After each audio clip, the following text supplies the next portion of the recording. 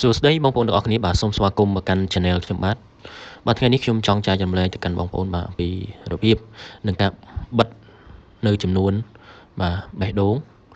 ឬក៏ចំនួន like នៅក្នុង Facebook របស់យើងហ្នឹងបងប្អូនបាទយើងអត់ចង់បង្ហាញឲ្យគេឃើញអញ្ចឹងណាបាទថាចំនួនប៉ុន្មានឬក៏បាទចំនួន like របស់ Facebook គេបាទ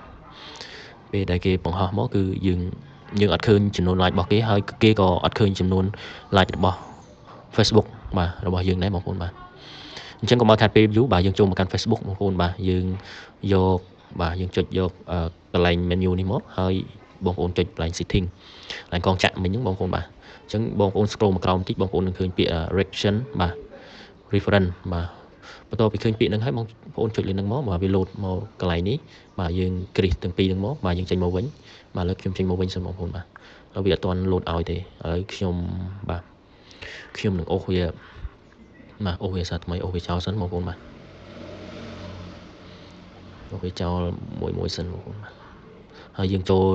លទៅកាន់វាម្ដងទៀតបាទឥឡូវខ្ញុំ scroll មកក្រោមបាទឃើញបងប្អូនឃើញទេកន្លែងហ្នឹងឃើញតែចំនួន like ហើយនឹងគេដាក់ថា another ហ្នឹងបងប្អូនបាទគឺចំនួន like អ្នកផ្សេងទៀតគឺអត់ឃើញតែម្ដងបាទអញ្ចឹងវីដេអូនេះបាទចង់ចែករំលែកតែប៉ុណ្្នឹងបងប្អូនបាទសូមបងប្អូនជួយគាំទ្រនិងចុច subscribe នៅ channel ខ្ញុំបាទម្នាក់មួយបាទសូមអរគុណសូមគោរពលាបាទជួបគ្នានៅវីដេអូក្រោយៗទៀត